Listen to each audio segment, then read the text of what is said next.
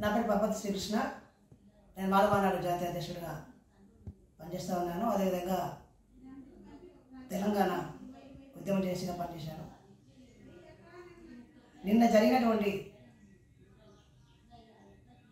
MP ఎలక్షన్స్లో మణిపూర్లో విధ్వంసం వెనుక బీజేపీ గుండాలు, విహెచ్పి బజరంగ దళ్ లాంటి యాంటీ సోషల్ ఎలిమెంట్స్ హస్తం ఉందని మాలమాడగా మేము భావిస్తూ ఉన్నాం. ఎందుకంటే అంటే మణిపూర్లో ఆదివాసుల మీద దాడి చేసినటువంటి దుర్మార్గంలో బీజేపీ పార్టీ కాల్పులు జరిపినటువంటి వాళ్ళు వాళ్ళ గుండాలు, నరేంద్ర మోడీ పెంచిపోయినటువంటి గుండాలు, అమిత్ షా గుండాలు, వీళ్ళ గుండాల ద్వారానే కాల్పులు జరిపింది. ఈవీఎం దోషమైన కారణం ఏంటంటే మణిపూర్ ప్రజలు బీజేపీ వ్యతిరేకంగా ఓట్లు వేస్తారు కాబట్టి ఆ ఈవీఎంలను వాళ్ళే దోషం చేశారని మేము ప్రగాఢంగా విశ్వసిస్తూ ఉన్నాం. ఎందుకంటే ఆదివాసీలకు దాంట్లో జరిపినటువంటి వ్యక్తులు కావచ్చు, ఆ కుటుంబాలు కావచ్చు, ఆ కులాలు కావచ్చు, లేదా బీజేపీని ఓడించాలని చెప్పినటువంటి అనుకున్న వ్యక్తులు ఖచ్చితంగా బీజేపీని ఓడిస్తారనే భయంతో బీజేపీ పార్టీ గుండాలు ఈవీఎంలను ధ్వంసం చేశారు. కాల్పులు కూడా జరపడం జరిగింది. అదే రకంగా నాగాలాండ్లో 6 జిల్లాల్లో ఎవరు ఓట్లేదంటే దానికి కారణం ఏంటంటే బీజేపీ ప్రధాన కారణము.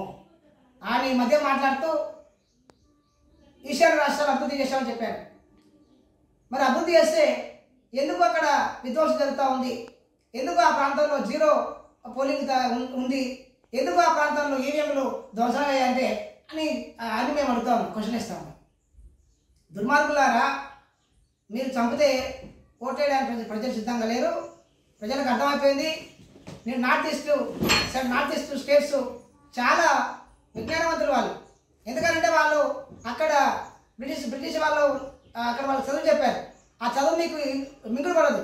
ఎందుకంటే చదువులు వచ్చినటువంటి వ్యక్తి మిమ్మల్ని క్వశ్చన్ చేస్తారు కాబట్టి ఈశాన్య రాష్ట్రాలను త్రిపుర కావచ్చు, అగర్తల, మేఘాలయ, నాగాలాండ్ ఇట్లాంటి ప్రాంతాలలో చదువు గిరిజన ప్రాంతాల వాళ్ళకు కొంత చదువు వస్తుంది.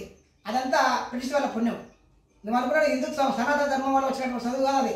కనుక చదువుకున్నటువంటి వాళ్ళు క్వశ్చన్ చేస్తారు, బీజేపీని ఓడిస్తారనేటువంటి భయంతో నరేంద్ర మోడీ ఆయన పెట్టిన గుండాలు ఇవాళ ఈవీఎంను ధ్వంసం చేయడం జరిగింది.